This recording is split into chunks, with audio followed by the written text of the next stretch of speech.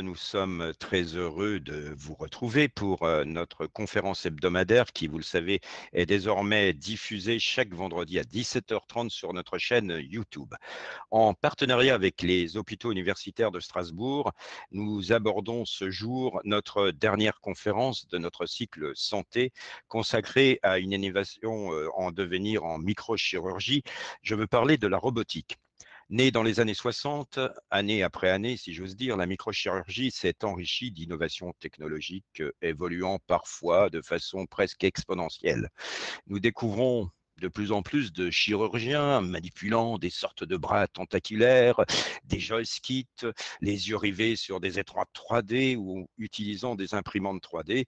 Et par exemple, il y a juste un an, une équipe hollandaise réussissait une super microchirurgie sur des vaisseaux, figurez-vous, de 0,3 à 0,8 mm avec un robot répondant au doux nom de Musa. Une robotique qui, cependant, va poser des questions. Quid de la formation actuelle des chirurgiens? Ne faudrait-il pas à terme, par exemple, une sorte de permis de conduire de robot? Et demain, les progrès de l'intelligence artificielle permettront-ils aux robots de réaliser des opérations de microchirurgie en totale autonomie?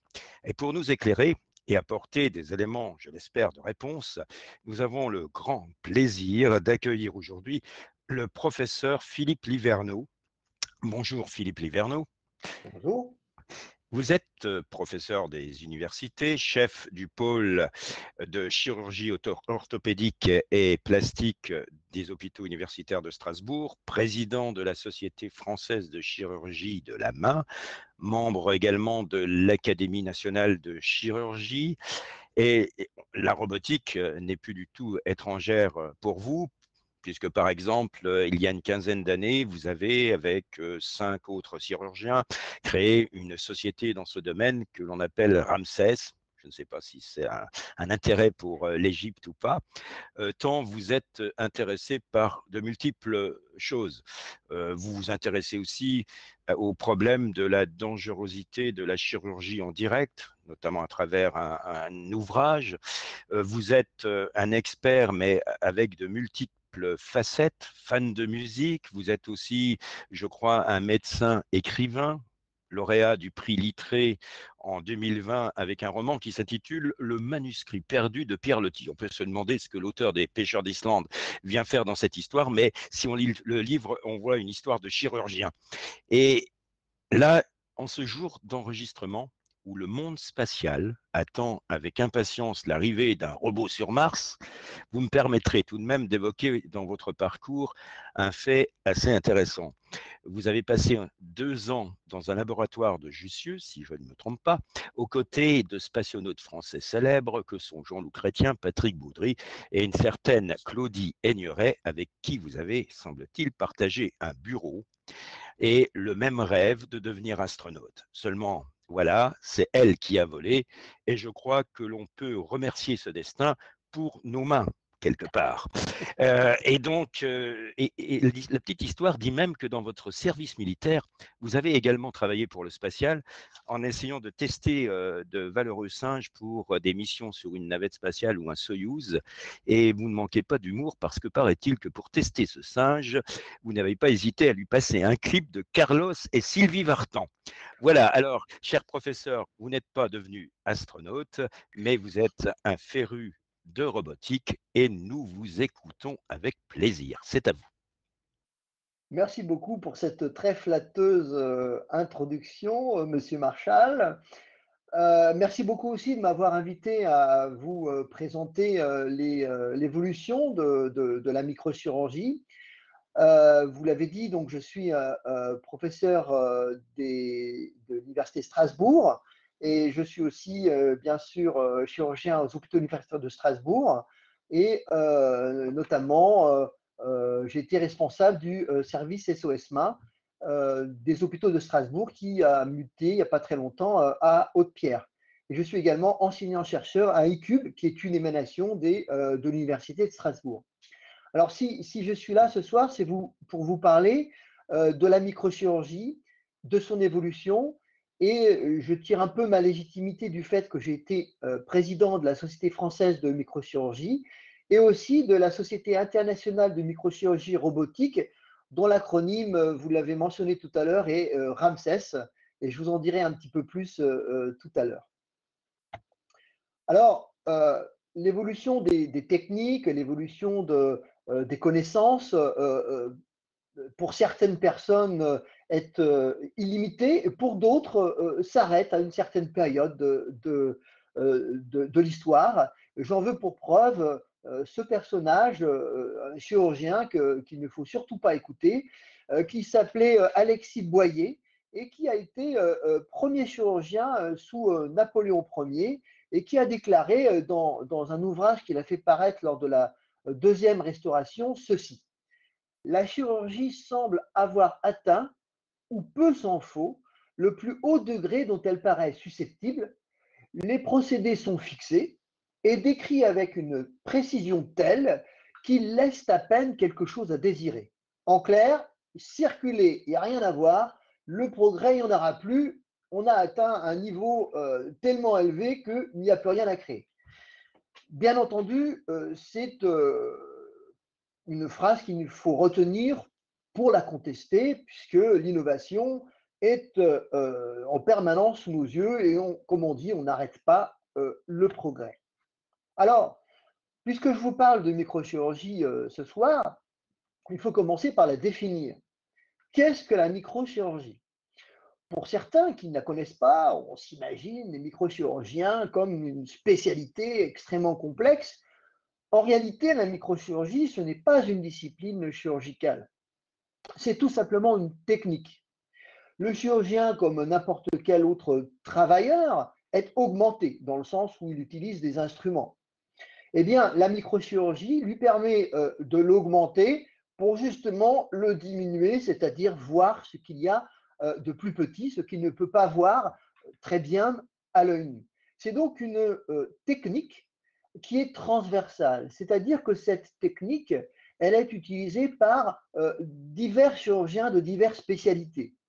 Les ophtalmologues, les chirurgiens ORL, les chirurgiens plasticiens, les chirurgiens cardiaques, les chirurgiens de la main, et j'en passe.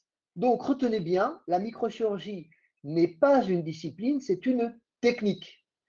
Comme M. Marshall vous l'a dit tout à l'heure, est-ce qu'on peut s'improviser microchirurgien? Non. C'est un an de travail, d'entraînement pour obtenir un diplôme d'université. Il y en a un à l'Université de Strasbourg qui vous donnera le label qui vous permettra ensuite de travailler derrière un microscope ou derrière des loupes grossissantes. Alors pourquoi j'ai mis cette image qui peut vous paraître étonnante? C'est qu'en fait, à gauche de l'écran, vous avez un horloger et à droite un microchirurgien. Quelle est la différence entre les deux? Il n'y en a pas beaucoup, puisque le grossissement optique de l'horloger est à peu près le même que celui qu'utilise le microchirurgien. Les instruments qu'utilise l'horloger sont les instruments de la microchirurgie.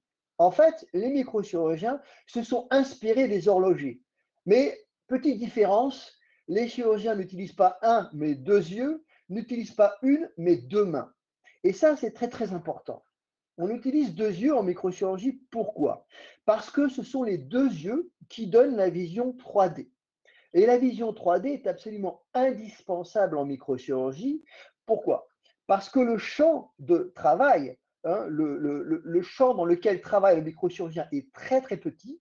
Et en l'absence de vision 3D, on risque de traverser un tissu fragile sans s'en rendre compte. Donc retenez ça parce que j'y reviendrai plus tard. La vision 3D est indispensable. Et puis, bien entendu, il faut deux mains. Il faut deux mains parce que le microchirurgien, il fait beaucoup de nœuds, hein, comme s'il reprisait une chaussette. En fait, là, il ne reprise pas une chaussette, il ne met pas ses lacets, il va suturer, réparer des vaisseaux ou des nerfs. Et le nom de suture, de réparation d'un vaisseau ou d'un nerf, ça s'appelle, en termes savants, une anastomose. Et pour cela, il faut deux mains pour faire un nœud. Voilà pourquoi il faut deux yeux pour la 3D, il faut deux mains pour faire des nœuds en microchirurgie. Alors, nous allons diviser ce topo en trois parties. Très simple, le passé, le présent et le futur. En ce qui concerne le passé d'abord, tout a commencé 12 siècles avant Jésus-Christ. Vous vous rendez compte?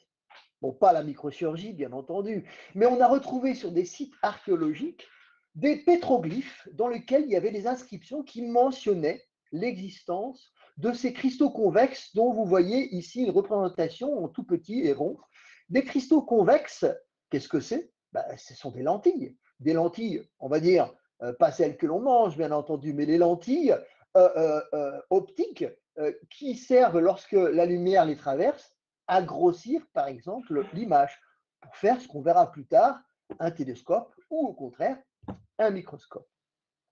On va faire un bond de 25 siècles maintenant, pour au XIIIe siècle, en plein Moyen Âge, aller lire un petit passage d'un ouvrage écrit par un moine anglais qui s'appelait l'ouvrage Perspectiva de Roger Bacon. Qu'est-ce qu'il nous dit? Il nous dit, ben voilà, si l'on regarde les lettres d'un livre ou n'importe quel autre petit objet, à travers un segment de sphère de verre ou de cristal dont le plat est posé dessus, ils apparaîtront beaucoup plus grands. Bon, il l'a écrit, mais en réalité, probablement que ces notions sont connues depuis très très longtemps. Allons maintenant au XVIIe siècle. Parce que c'est au XVIIe siècle, avec un certain Van Leeuwenhoek, que le microscope a été inventé. Et dès son invention, il a été utilisé non pas en chirurgie, mais en médecine. Alors, vous en envoyez un exemple de ce prototype en plein milieu, la couleur dorée.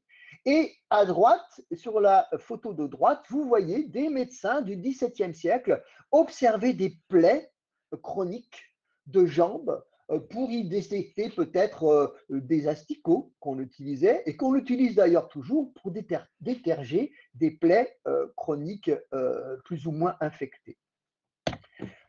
On reste au XVIIe siècle, mais un peu plus tard, dans la deuxième moitié, où on voit là un chérubin d'Orléans qui, lui, a eu la bonne idée d'utiliser les deux yeux, c'est-à-dire qu'il nous a utilisé deux optiques. Vous voyez dans ce microscope, sa théorie, c'était la dioptrique oculaire, c'est-à-dire recréer avec les deux yeux une espèce d'image 3D.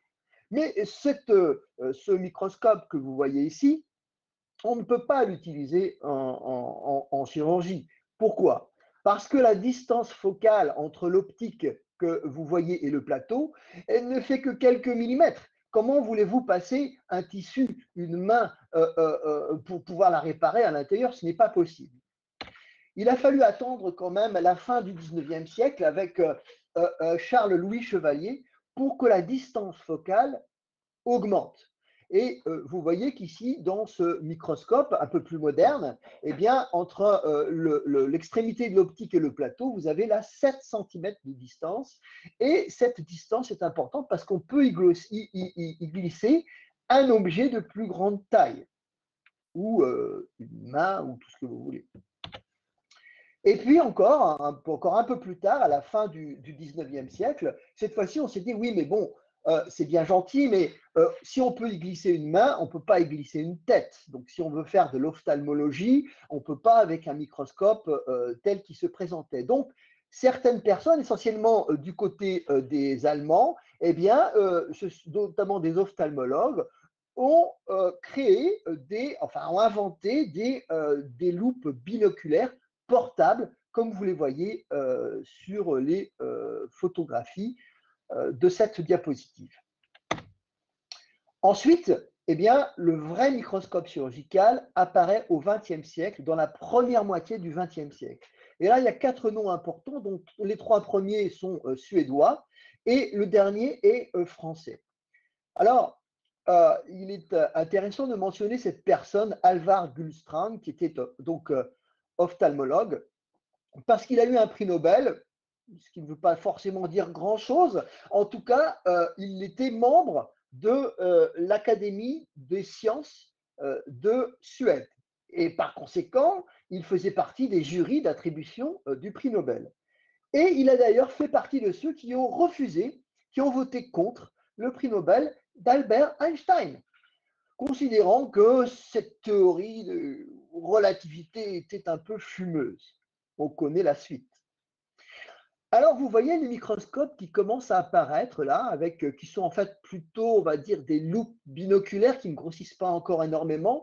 Et ça ne s'invente pas, le français ORL Maurice Sourdille, qui donc est un chirurgien ORL, est le premier à vraiment l'utiliser pour visualiser à l'intérieur de l'oreille le tympan avec ce microscope.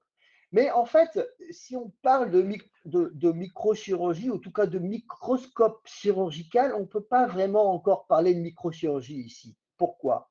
Parce qu'en ophtalmo ou en ORL, en tout cas à cette époque, on ne fait que regarder les tissus. On ne les manipule pas avec des instruments fins de microchirurgie. On n'est donc pas encore dans vraiment le geste microchirurgical. Pour ça, il a fallu attendre qu'on soit capable de réparer des vaisseaux, des nerfs qui sont sectionnés.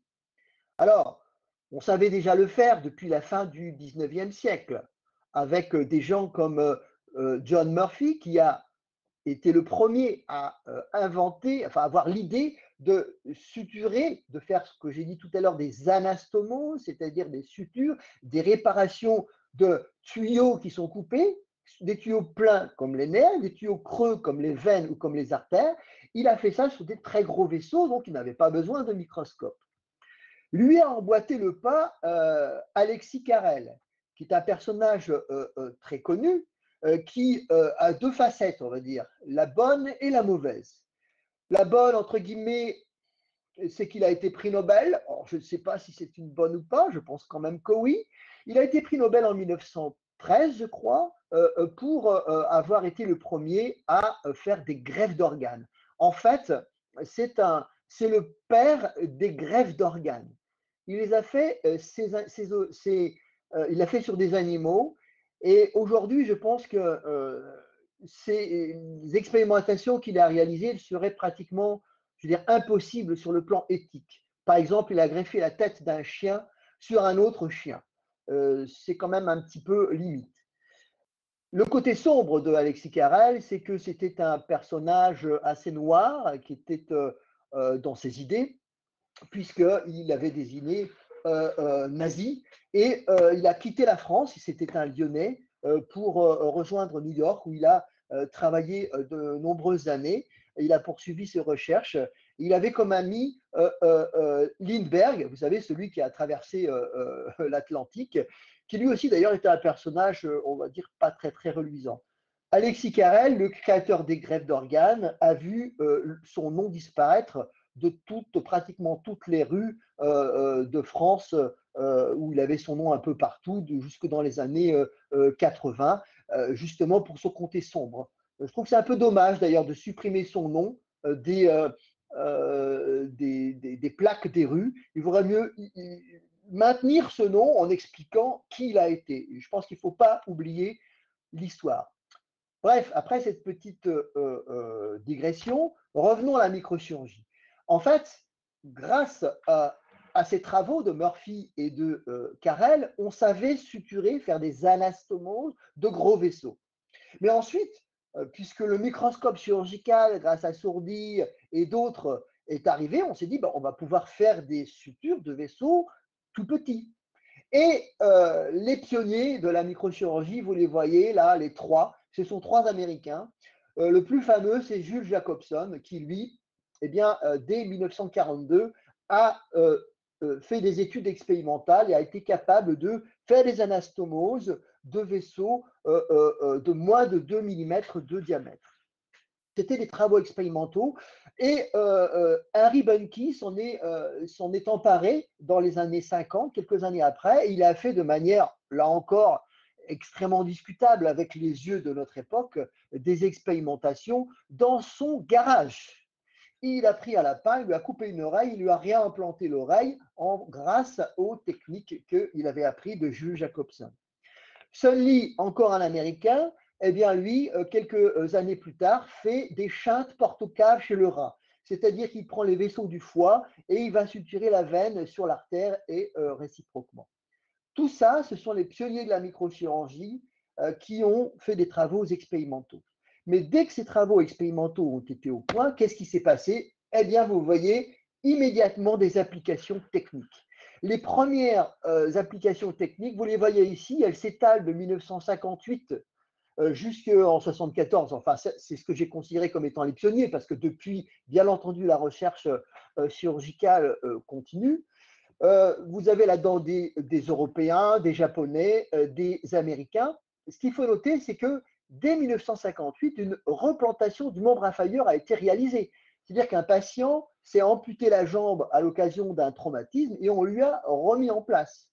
Même en 62, même chose pour le bras coupé qu'on a remis en place. La main coupée en 63, le pouce coupé en 65. On va de plus en plus petit parce que les vaisseaux d'un bras ou même d'une main sont quand même relativement importants. Replantation de l'avant-bras en 66. Un transfert du gros orteil, qu'est-ce que ça veut dire? C'est-à-dire, imaginez que vous avez quelqu'un qui a perdu un pouce et vous voulez le reconstruire le pouce. Eh bien, le premier qui a fait ça, c'est Cobbett en 69. Il a pris un gros orteil qu'il a transféré sur le pouce. Un lambeau libre cutané en 72, c'est-à-dire qu'on prend une grande portion de peau très très épaisse avec ces vaisseaux et on va la greffer sur une autre partie du corps qui en avait besoin. Et puis ensuite, un os vascularisé, c'est-à-dire qu'on garde les vaisseaux de l'os et on va ensuite le transférer sur une autre partie du corps.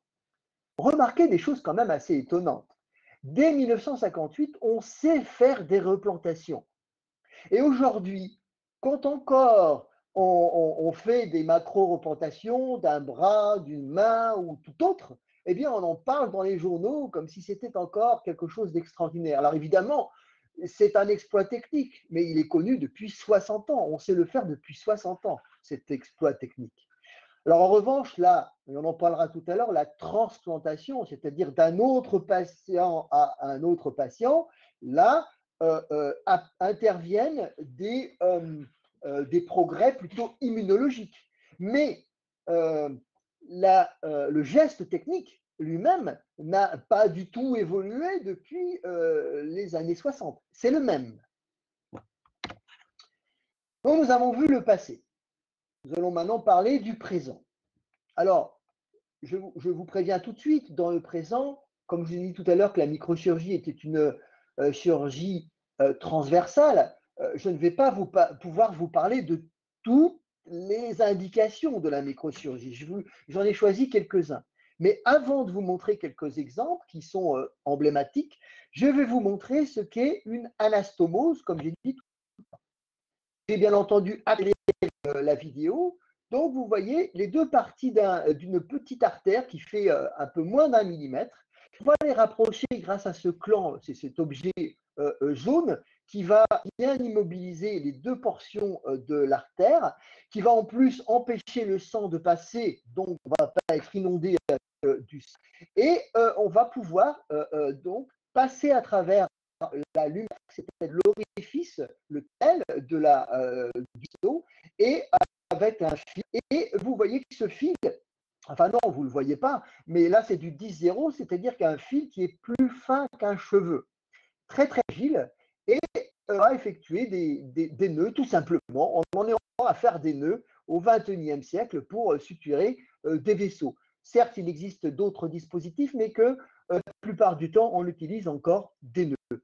Alors, on va en mettre tout autour de notre vaisseau, c'est un tube. Donc, il faut que le sang puisse passer et puis aussi qu'il ne faut pas qu'il y ait de fuite. Donc, on va enlever notre clan et on va faire ce test que vous voyez ici.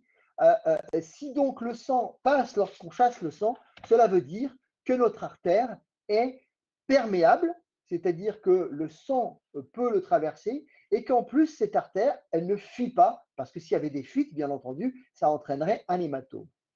Alors, dans la microchirurgie, on va dire qu'il y a deux types d'indications. Il y a ce qu'on appelle la chirurgie programmée, c'est-à-dire qu'on est en dehors de l'urgence, et puis il y a la chirurgie d'urgence. Et je vais vous citer quelques indications qui sont très très importantes aujourd'hui. Par exemple, la reconstruction mammaire après mammectomie pour cancer. C'est une chirurgie qui est d'ailleurs très couramment pratiqué et très bien pratiqué par le professeur Frédéric Baudin aux hôpitaux universitaires de Strasbourg. Qu'est-ce qu'il fait? Eh bien, il prend une bonne partie de la peau du ventre avec sa graisse. Et puis, surtout, vous voyez ici avec artère et veine. Et il va couper ici l'artère et la veine et va l'amener pour reconstruire le sein. Donc, il va lui donner la forme qui correspond à celui de l'autre côté. Vous voyez ici qu'on a repéré une artère, ici on a repéré une veine en microchirurgie, on est sous microscope opératoire, et ensuite ici on aura suturé tout ça. Vous voyez la taille, c'est pas très très gros. Une autre indication, on va dire assez médiatique aussi, ce sont les transplantations de bras, de mains, dont je vous ai parlé un petit peu tout à l'heure. Bien entendu, il faut savoir faire de la microchirurgie. Vous voyez, on va ici tout réparer. On va réparer l'os, on va mettre une plaque avec des vis, on va suturer les muscles. Ça, ce n'est pas de la microchirurgie. La microchirurgie, c'est quand on va commencer à faire euh, les artères qu'on voit ici, les veines, les nerfs, et on va suturer, bien entendu, un nombre important. C'est pourquoi ces interventions sont extrêmement longues. Mais encore une fois, ces transplantations d'organes, euh, euh, les vrais progrès récents sont liés à l'immunologie, pas à la technique chirurgicale qui est maîtrisée déjà depuis, je vous l'ai dit, plusieurs décennies. La microchirurgie également est utilisée bien sûr dans les transplantations de la face, dont là encore la main comme la face, les Français avec l'Anthierry et du Bernard ont été les promoteurs. Vous voyez un exemple ici de transplantation de la face. Mais on peut faire d'autres choses, comme vous voyez ici, ce patient que j'avais pris en charge il y a une vingtaine d'années, qui avait un cancer au niveau du pouce, qu'il a fallu amputer car il envahissait l'os. Le patient avait attendu un peu trop longtemps. Et pour réparer cet os, ce pouce amputé, j'ai pris donc euh, une partie du gros orteil, d'un des deux gros orteils, que j'ai ensuite greffé, bien entendu par microchirurgie, avec des vaisseaux ici extrêmement petits qui font 0,5 à 1 mm. Là, vous voyez le résultat après un an ou deux, avec un aspect esthétique qui est quand même tout à fait satisfaisant, une très bonne sensibilité, comme le dit le patient, et une bonne mobilité et une force qui est tout à fait acceptable. J'en tire une petite fierté puisque vous voyez que ce transfert d'orteil a été réalisé chez un patient de 67 ans, record mondial. C'est le plus vieux patient qui a eu un transfert d'orteil, en tout cas publié dans la littérature médicale. Alors, à côté, pardonnez-moi pour ces images peut-être un petit peu, on va dire, violentes, mais bon, il faut quand même montrer un minimum. Nous avons parlé de la chirurgie programmée et il faut aussi parler de la chirurgie d'urgence. Là, vous voyez une amputation de la main complète. D'ailleurs, ce patient, vous voyez, avait déjà eu une amputation de l'index quelques années auparavant et il a été replanté. Il ne s'agit pas d'une transplantation puisque c'est la main du patient lui-même et on fait ça en urgence. Là, en l'occurrence, 5 heures d'opération avec une réparation de… Alors, l'os, vous voyez, on a bloqué le poignet avec une plaque ici. On a réparé l'os, les muscles, les tendons, les nerfs, les artères, les articulations, les os, la peau, tout ça a été réparé. Vous voyez ici une greffe de peau. Et là encore, ah, bingo, un autre record du monde avec patient de 88 ans replanté. Le précédent, c'était un Hongkongais, plutôt une Hongkongaise de 82 ans. Ce patient, c'était il y a une vingtaine d'années, a vécu 10 ans avec sa main. Il est décédé à l'âge, je crois, de 99 ans. Il a conservé sa main pendant 10 ans. Il a même planté un arbre avec. Voilà ce que la microchirurgie peut nous faire faire. Alors, d'autres indications, peut-être encore un petit peu plus impressionnantes, puisque vous voyez ici une amputation complète de la jambe chez un jeune patient qui a été donc replanté.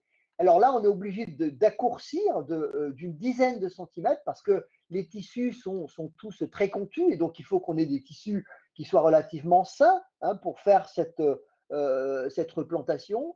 Donc, il a fallu l'accourcir, mais comme on peut raccourcir un peu une main, mais on ne peut pas raccourcir trop un membre inférieur. Donc, il a fallu ensuite l'allonger. Et c'était le but de cet appareil que vous voyez ici, où on l'a allongé d'un millimètre par jour jusqu'à récupérer 10 cm. Et là, vous le voyez, quelques années plus tard, il vient même de se mettre à marcher sur son membre inférieur qui avait été replanté. Alors, on a vu le passé, on a vu le présent, maintenant voyons le futur. Le futur, en tout cas, un certain nombre de personnes, vous les avez mentionnées tout à l'heure, Monsieur Marshall, chirurgien un petit peu fou, dont vous voyez les noms s'afficher ici, 4 Américains, un Brésilien et un Français se sont réunis à Sunnyvale en Californie il y a une quinzaine d'années, à l'invitation de la société Intuitive Surgical, qui est la société qui fabrique et développe le robot Da Vinci. Et là, nous avons essayé d'imaginer l'avenir de la microchirurgie, c'est-à-dire pour nous, la robotique. Et nous avons créé cette société savante que nous avons appelée Ramsès. Et l'idée est venue dans cette limousine. Et Ramsès, pourquoi? Parce que Robotic Assisted Microsurgery and Endoscopic Surgery Society. En fait, c'est la société internationale de microchirurgie robotique dont nous avons écrit un livre et paru un livre il y a quelques années. On appelle ça la télémicrochirurgie parce qu'attention, les robots que nous utilisons ne sont pas des robots autonomes, ce sont des télémanipulateurs. Le chirurgien est derrière, il contrôle tout. Et ça, c'est important de bien comprendre pour ne pas se faire des idées. Le robot n'opère pas tout seul, on n'en est pas encore là. Ça arrivera peut-être un jour, mais à mon avis, c'est plus facile d'aller sur Mars que de construire un robot capable d'opérer tout seul. Donc, qu'est-ce que ces chirurgiens se sont dit? Pourquoi la microchirurgie robotique? Qu'est-ce que le robot peut apporter? Vous voyez ici un certain nombre de propriétés dont certaines, et seulement ces deux que vous voyez à gauche, le grossissement optique et la vision 3D, sont données par un microscope classique. Toutes les autres propriétés ne sont pas données par les microscopes classiques, mais les robots peuvent déjà ou pourront nous les donner assez prochainement. Par exemple, la sensation du toucher, la sensation haptique, eh bien, pour arriver à suturer des micro-vaisseaux qui ne feront même pas un dixième de millimètre pour faire de la chirurgie lymphatique, par exemple, eh bien, il faudra avoir la sensation du toucher, presque de sentir une cellule. Seuls les robots pourront démultiplier cette sensation. Un autre avantage des robots, c'est la suppression du tremblement. Vous verrez tout à l'heure dans une petite vidéo que le tremblement est quand même si les microchirurgiens arrivent à le maîtriser, c'est quand même un problème si on veut faire de la super microchirurgie, c'est-à-dire faire des tout petits vaisseaux, parce que le tremblement sera plus naturel, hein, parce qu'on tremble naturellement. Ce tremblement sera tellement important par rapport à la taille des tout petits vaisseaux, eh bien qu'il ne nous permettrait pas de faire ces anastomoses, ces surtures de vaisseaux. La rotation, c'est-à-dire que lorsque vous conduisez votre voiture, vous avez une direction assistée. Vous bougez de 30 degrés, en réalité, les roues vont bouger de 60, par exemple. Eh bien, le robot peut vous faire ça, c'est-à-dire que ça va vous permettre d'accélérer le passage de l'aiguille à l'intérieur du vaisseau. La réalité augmentée. Eh bien, en fait, quand on va faire la chirurgie endoscopique, puisque les deux intérêts principaux de la microchirurgie robotique, c'est d'une part, eh bien, comme je le dis, de faire de la super microchirurgie, de faire quelque chose de plus en plus précis, mais c'est aussi de faire de la chirurgie endoscopique. Parce que les microchirurgiens, ce sont ceux qui font des macro-incisions, parce que pour aller chercher ce petit artère tout au fond, on est obligé d'agrandir très grand. Or, l'intérêt des robots, lorsqu'ils ont des longs bras, eh bien, c'est de permettre de faire ces gestes avec des incisions beaucoup plus petites. Et quand on rentre à l'intérieur du corps, on ne sait pas très bien où on est. Et donc, il faut créer une espèce de GPS anatomique qui va nous permettre de nous retrouver là où nous sommes. Trois mains. Pourquoi j'ai écrit trois mains? Parce que le robot Da Vinci, par exemple, il a trois bras. Et donc, le chirurgien peut utiliser à sa convenance deux ou trois mains selon les gestes qu'il a envie de réaliser. La démultiplication des gestes. Alors, j'ai mis pour l'illustrer la machine à, entre guillemets, photocopier de Thomas Jefferson, le président américain qui copiait ses lettres avec cette machine, mais en réalité, vous pouvez utiliser ça pour démultiplier votre geste. C'est-à-dire qu'avec la robotique, si je bouge moi ma main de 10 centimètres, je peux demander au robot de ne bouger que 1 centimètre. En clair, je peux multiplier la précision de mon geste par 10, ce qui est quand même extrêmement intéressant en microchirurgie. Je vous disais tout à l'heure également, on peut faire de l'endoscopie avec la robotique, ce qu'on ne peut pas faire en microchirurgie conventionnelle. Et puis enfin, un dernier élément, la chirurgie à distance. On peut opérer, comme l'a fait Jacques Maresco lorsqu'il était à New York il y a une vingtaine d'années et que le patient était à Strasbourg, il a opéré le patient à distance. C'est un exploit technologique, un exploit chirurgical. Mais en réalité, je pense que, en tout cas, aujourd'hui, nous n'en avons pas besoin. Il y a toujours, on espère, un chirurgien à côté de son patient en cas de complications. Donc, aujourd'hui, il n'y a pas réellement d'application de robotique à distance. Robotique, d'accord, mais quel robot? Sachant que je reprécise encore une fois, pour que ce soit bien clair, ce ne sont pas des robots autonomes, ce sont des télémanipulateurs. Alors, j'en ai cité 3 parce que ce sont ceux qu'on utilise le plus souvent en microchirurgie. Mon collègue et ami Tom van Mulken, qui est hollandais, eh bien, a mis au point ce robot Microsur qui est un robot qui est fait pour la super microchirurgie, c'est-à-dire pour faire la chirurgie lymphatique avec des vaisseaux de 0,3 mm, mais c'est un robot un peu trop encombrant et vous voyez qu'il ne peut pas rentrer à l'intérieur du corps, il ne peut pas faire de chirurgie endoscopique. Au contraire, vous voyez Anna Teichmann, qui est italo-américaine, a mis au point ce robot de microchirurgie qui lui a des bras un petit peu plus longs, qui font une quinzaine de centimètres, qui eux permettent de les utiliser en microchirurgie. Mais ces deux robots sont encore des prototypes, un petit peu utilisés en pratique clinique, mais relativement peu. Et moi, j'utilise plutôt le robot Da Vinci, dont l'intérêt, eh bien, c'est qu'il est largement disponible un petit peu partout. Le second intérêt, c'est qu'il a des bras très très longs et donc on peut pénétrer à l'intérieur du corps assez profondément. Son inconvénient, eh bien, c'est que la société Intuitive Surgical n'est pas très intéressée pour le développer en microchirurgie. Donc les instruments qu'on a sont, on va dire, sont intéressants, mais ne nous permettent pas d'aller au plus profond de la super microchirurgie. Donc vous voyez, aucun de ces robots n'est encore parfait.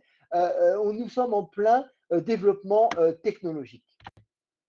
Alors, je vais vous montrer deux petites vidéos en parallèle. La première à gauche que vous voyez, c'est pour vous montrer comment on fait une suture microchirurgicale, un entraînement, parce que pour faire de l'entraînement de microchirurgie, comme je n'ai pas voulu vous inquiéter en vous montrant des photos un peu trop gore, eh bien, j'ai choisi un modèle que nous avons d'ailleurs publié, un modèle d'entraînement à la microchirurgie des nouilles japonaises. Oui, mesdames et messieurs, nous utilisons Konyaku Shirataki pour faire de la microchirurgie. L'intérêt, c'est qu'on peut les utiliser. Ensuite, eh bien, si on a faim, on peut les manger. Donc, vous voyez ici à gauche l'utilisation de ce modèle de nouilles japonaises en microchirurgie classique. Donc, vous voyez là, c'est un instrument classique avec la main du chirurgien, alors qu'à droite, vous voyez exactement la même sauf que la même opération, sauf qu'elle est faite avec aussi un chirurgien, mais qui est en train de manipuler, de télémanipuler le robot Da Vinci avec ses instruments de microchirurgie. Alors, vous allez voir dans quelques instants la différence lorsqu'on va faire anastomo, c'était la suture de ces vaisseaux. Alors, au départ, les nouilles ne sont pas creuses. Il a fallu créer un orifice, et c'est ce que vous avez vu lors de la petite séquence précédente avec une micro-aiguille électrique. On va créer une lumière, c'est-à-dire l'orifice, et ensuite on va la suturer. Vous voyez que les gestes sont un petit peu hésitants. Vous voyez qu'il y a le tremblement qui nous gêne un petit peu à la réalisation de cette anastomo. On finira quand même à la réaliser, bien entendu. Mais les gestes sont plus faciles, plus rapides, plus précis avec l'utilisation du robot Da Vinci dans ce cas-là, ou d'un autre robot dédié à la microchirurgie. Alors, une fois qu'on a fait l'anastomose, on l'a dit tout à l'heure, il fallait faire un test de perméabilité. Alors, le test de perméabilité à droite, enfin plutôt à gauche, vous allez le voir dans quelques instants, on va injecter ici un colorant pour voir si ce colorant passe d'une extrémité à l'autre. Et surtout, pas de fuite. S'il y a des fuites, il faudra rajouter des points. Donc là, on termine le dernier point, voilà, que l'on va serrer suffisamment. Et ensuite, on fait le test de perméabilité. Et hop, on injecte un petit peu. Ah, il y a une petite fuite. Cela veut dire qu'il faut rajouter un point. Certes, l'anastomose est perméable, mais il y a une petite fuite. Pardon. Et ensuite, eh bien, comme je l'ai dit tout à l'heure, l'autre intérêt de la microchirurgie robotique, c'est de faire la super microchirurgie, mais aussi de faire la chirurgie endoscopique, c'est-à-dire mini-invasive.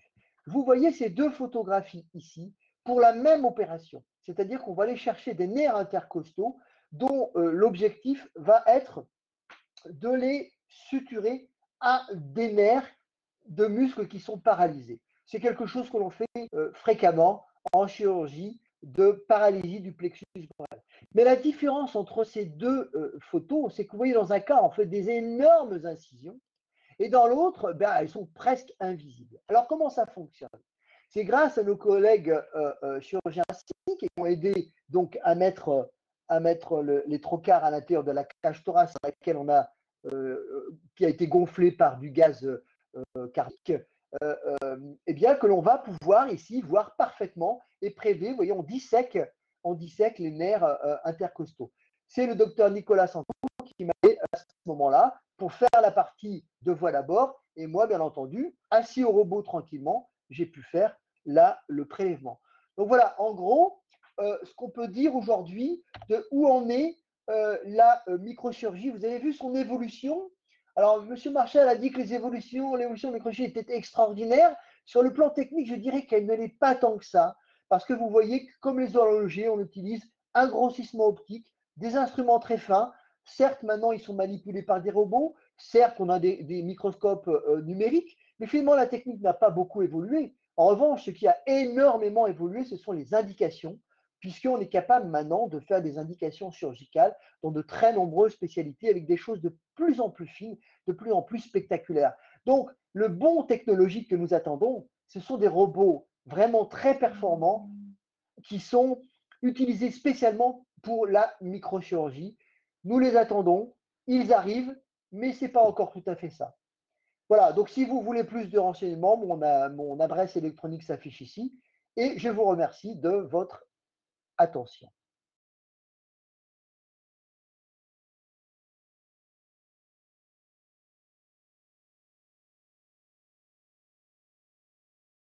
Professeur, peut-être quelques questions pour terminer votre intervention.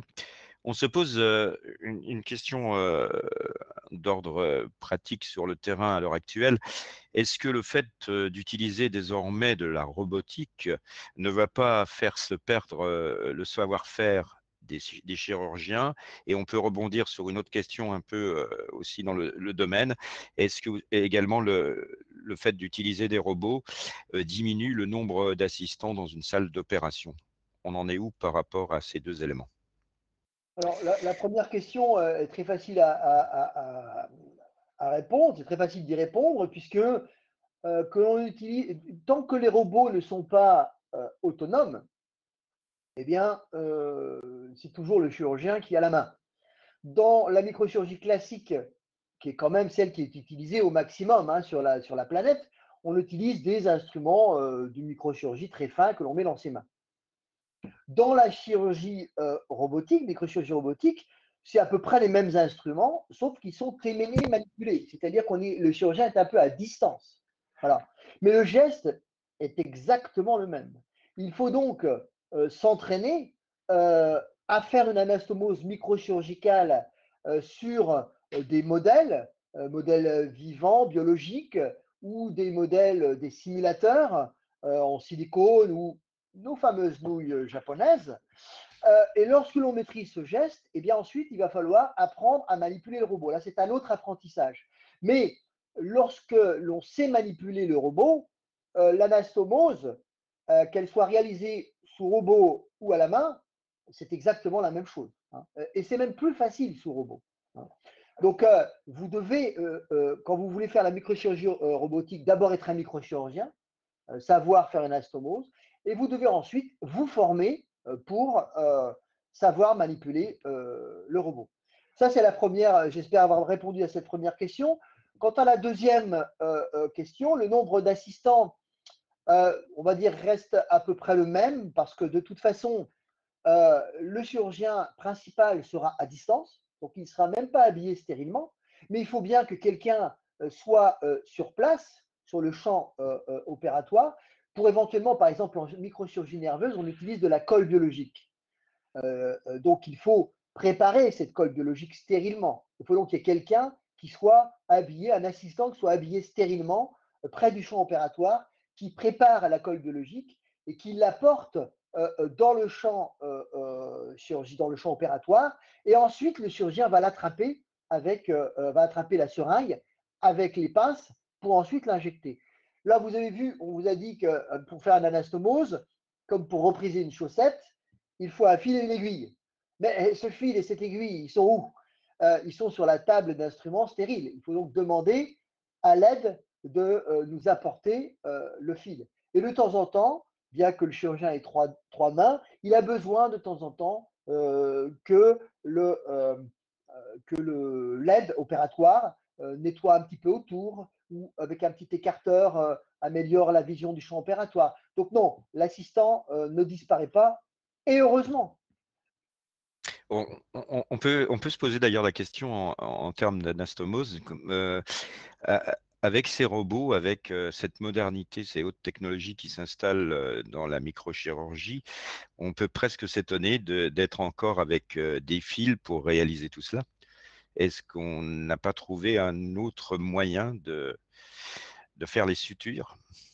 Oui, bah, alors bien sûr, vous imaginez bien que les chirurgiens cherchent à faire des sutures automatiques. D'ailleurs, au laboratoire iCube, nous travaillons avec l'équipe de Nadia Balouli à mettre au point un système que je ne vous dévoilerai pas parce qu'il est un petit peu sous le taux du secret, qui nous permet de faire des réparations de nerfs beaucoup plus rapidement et beaucoup plus facilement qu'on le faisait auparavant. En microchirurgie vasculaire aussi, il y a des systèmes qu'on appelle des coupleurs, qui sont des systèmes qui nous permettent de faire des sutures extrêmement rapides. On gagne entre 10 et 15 minutes par anastomose en utilisant ces coupleurs. Donc effectivement, il existe des systèmes. Le problème, c'est que ces coupleurs, d'abord, ils coûtent très cher. Ils coûtent, je crois, à peu près 400 € pièce. Donc c'est quand même, il me semble hein, que c'est ce prix-là. C'est donc très très cher. Et puis, remarquez, les fils, ça coûte cher aussi, hein. Un fil, ça coûte plus de 80 €. Parce que ces fils, ils sont, comme je l'ai dit, plus fins qu'un cheveu et ils sont montés sur une aiguille extrêmement fine à la main. Ils sont faits à la main. Le sertissage est fait à la main. Donc, c'est très très cher. Et en fait, ces coupleurs ne peuvent être utilisés que sur des veines, pas sur des artères. Donc, on n'est pas encore sorti de cette histoire. D'autres recherches, notamment à Lille, ont été menées sur l'utilisation de laser pour faire des sutures vasculaires. On va dire que c'est intéressant pour diminuer le nombre de fils, mais un laser n'est pas suffisant à lui-même. Un laser qui va brûler, si vous voulez, les tissus, faire une espèce de coagulation, permettant ainsi de faire une suture. Mais ce n'est pas suffisamment solide. Donc, le laser est un peu utilisé par quelques équipes. Au lieu de mettre 8 points, on va en mettre 4 et puis on va ajouter un petit peu de laser. Voyez. Alors, on utilise aussi, je l'ai dit tout à l'heure, la colle biologique. Alors, non pas en chirurgie vasculaire, parce que la colle biologique, c'est du fibrinogène qui va se transformer en fibrine, c'est-à-dire que ça va faire des caillots. Donc, évidemment, autour d'un vaisseau, il vaut mieux éviter d'utiliser du fibrinogène parce que ça va boucher ça va faire une thrombose, ça va boucher le vaisseau et entraîner donc une ischémie, c'est-à-dire le sang ne passe plus et ça donne un infarcissement, un infarctus, si vous voulez, du tissu qui est plus tard. Mais en matière de chirurgie nerveuse, la colle biologique est très intéressante parce que, un peu comme le laser, pour un nerf, on va faire, au lieu de faire 6 points de suture, on va en faire que 3 et on va mettre de la colle par-dessus qui va se résorber ensuite puisque c'est du fibrinogène transformé en fibrine. Revenons à la robotique pure. Quand on est chirurgien et qu'on a un besoin, je vais dire vital quasiment, d'avoir recours à de la robotique pour faire ses opérations, est-ce que le chirurgien l'emporte sur l'industriel ou est-ce que c'est l'industriel qui, à un moment donné, va venir voir le chirurgien et lui dire: «Ah, j'ai une bonne idée, là, je crois que j'ai trouvé un robot révolutionnaire pour ton métier». Dans quel sens ça se passe? Et vous avez par exemple créé la société Ramsès à un moment donné. Donc, on a à la fois, si j'ose dire, les mains dans la chirurgie et puis les mains aussi dans l'industrie quelque part. Comment est-ce que tout ça s'organise? Alors ça, c'est une question très sensible et très importante et très intéressante. Euh, D'abord, je tiens à corriger un petit peu ce que vous avez dit au tout début, en semblant dire que voilà, on a besoin d'un robot pour faire la microchirurgie. Bon, c'est pas vrai. Disons que il y a un certain nombre de chirurgiens dans le monde, une petite minorité qui sont des pionniers et qui veulent développer parce qu'ils pensent que c'est l'avenir. Mais la grande majorité des microchirurgiens n'utilisent pas de robots et opèrent aussi bien, voire mieux que j'exagère, mais pour ne pas me mettre tous ces microchirurgiens excellents à dos, opèrent sans robot. C'est une voie de recherche. Alors, pour rentrer un petit peu dans les détails, on parle beaucoup en ce moment, hein, depuis les affaires de complotisme, de liens, de conflits d'intérêts avec l'industrie. Euh, Moi, je veux bien, je pense qu'il est plutôt que de dire conflit d'intérêts, il faut parler de lien d'intérêt. Dans lien d'intérêt ou dans conflit d'intérêt, il y a le mot intérêt. Qu'est-ce que ça veut dire ce mot intérêt? Ça veut dire que quelqu'un s'intéresse aux idées. Et les idées, ce n'est pas l'industriel qui les a, c'est l'utilisateur. C'est en l'occurrence ici, c'est le chirurgien, ou c'est le scientifique, ou c'est le médecin, le cardiologue ou autre. C'est lui qui a une idée. Hein. Donc l'idée, elle vient forcément de l'utilisateur. Hein. Si vous êtes un chirurgien, vous allez avoir une idée de nouvelles techniques. Mais vous n'êtes que chirurgien, donc vous ne pouvez pas la développer, cette idée. Vous avez besoin de quelqu'un, vous avez besoin de moyens techniques et de moyens financiers. Il nous faut donc un industriel derrière, quel qu'il soit, que ce soit un laboratoire pharmaceutique, que ce soit un fabricant de prothèses, ou que ce soit un développeur de sites internet, d'applications, ou que ce soit un développeur de machines comme les robots. Donc, on a besoin d'industriel. L'industriel a besoin du scientifique, du médecin, du chirurgien, mais les deux ont besoin l'un de l'autre. Et après, il y en a une troisième personne qu'on oublie souvent, qui est celui de l'homme du marketing, celui qui va réussir à bien vendre l'idée, à rendre cette image, à rendre cet objet, ce prototype, au départ c'est un horrible prototype, hein, de le rendre en bon français friendly, hein, c'est-à-dire agréable, ergonomique, facile à utiliser. Donc, ces trois personnes, à mon avis, doivent travailler ensemble. L'important, c'est de ne pas, ce n'est pas de ne pas avoir de lien d'intérêt. L'important, c'est de les déclarer. Alors, là, je n'en ai pas déclaré d'ailleurs ici parce que je n'en ai pas. Je n'ai pas en matière de microchirurgie robotique, je n'ai pas de lien d'intérêt, en dehors du fait que je suis membre de la société Ramsès. Voilà. Mais je ne touche pas d'argent sur la microchirurgie robotique. Mais c'est très, très important de faire comprendre au grand public que ce lien entre l'industriel et le médecin, le chirurgien, le scientifique sont quelque chose d'absolument capital. Parce que ces deux personnes, plus celui qui va faire l'ergonomie, sont indispensables à l'innovation.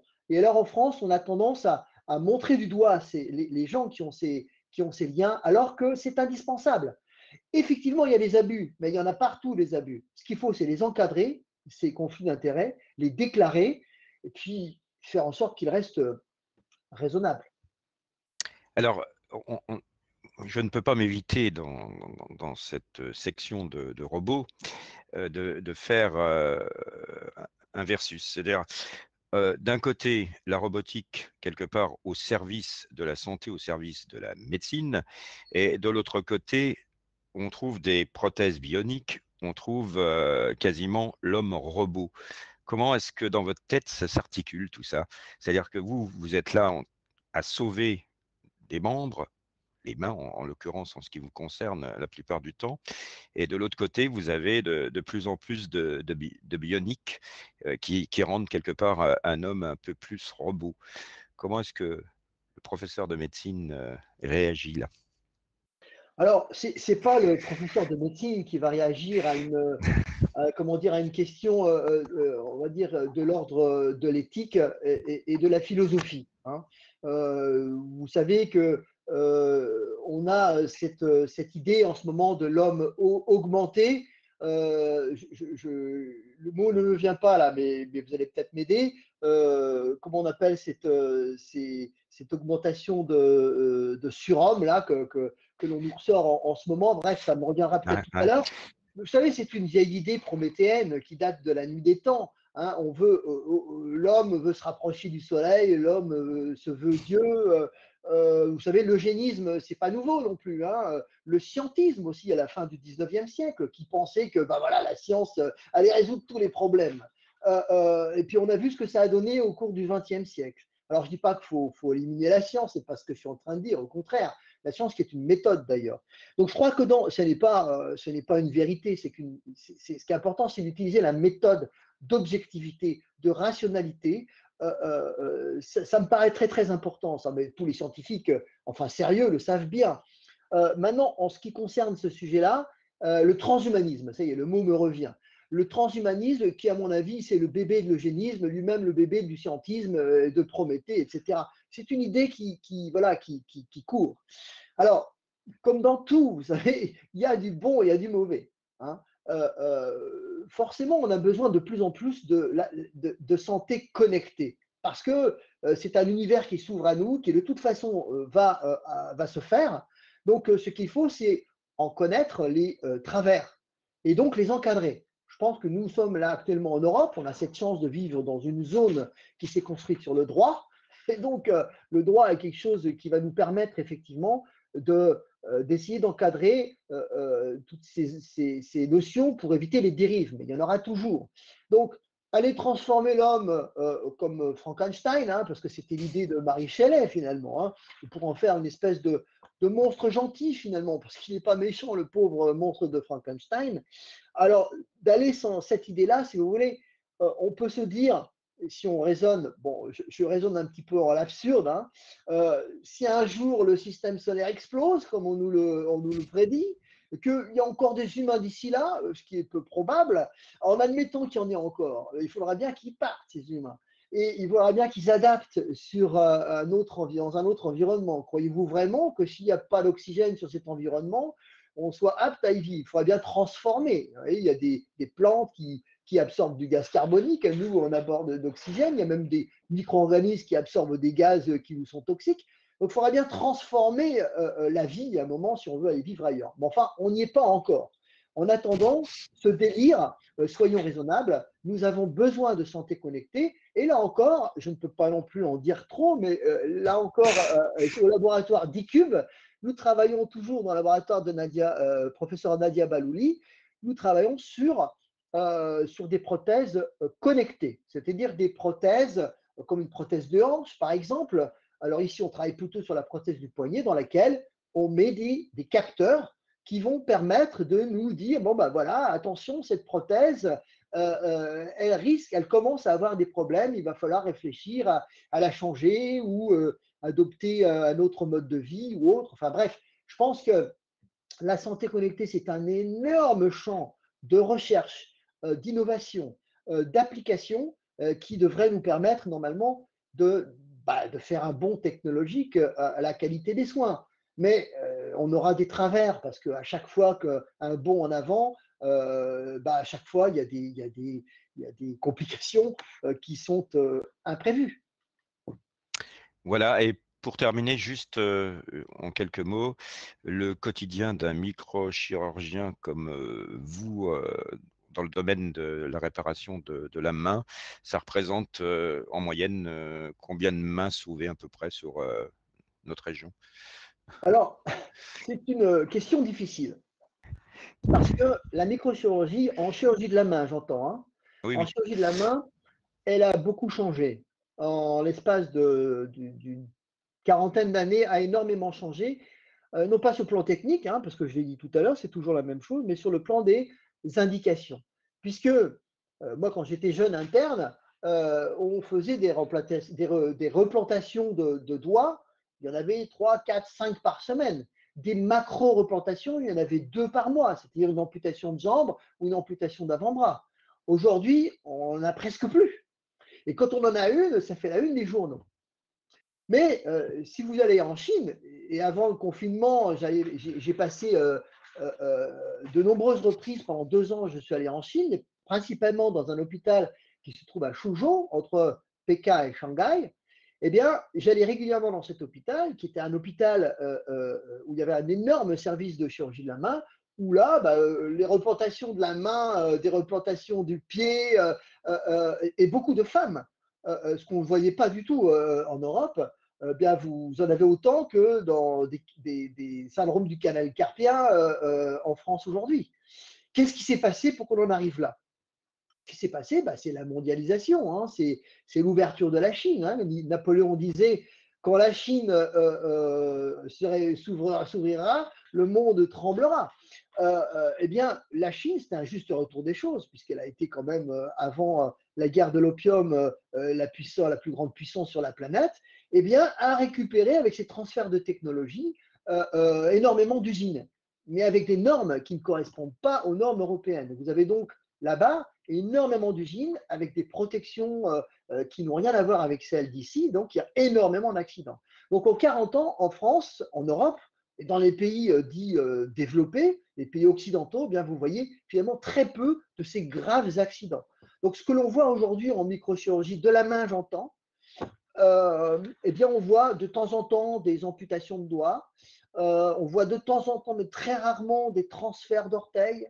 On voit surtout des plaies de la main, moins graves, mais néanmoins importantes sur le plan de la fonction de la main, avec des sections de nerfs, d'artères, de tendons qui peuvent rendre un doigt complètement inutilisable. Et là, on a besoin de la microchirurgie. Voilà, ben, il nous reste à vous remercier pour cette belle présentation, à vous souhaiter un bel avenir dans votre métier avec les tout nouveaux robots que vous entendez, si j'ai bien compris, avec impatience. Merci en tout cas d'avoir gardé un peu de temps pour nous, pour les conférences du Jardin des Sciences. Pour nos auditeurs, je vous rappelle que nous avons des conférences assez régulières, mais cette fois-ci, nous vous donnons rendez-vous plutôt au mois de mars, où nous aurons un partenariat, si tout va bien, avec Neurex. Voilà, merci professeur Liverneau et à Merci à vous. bientôt. Merci.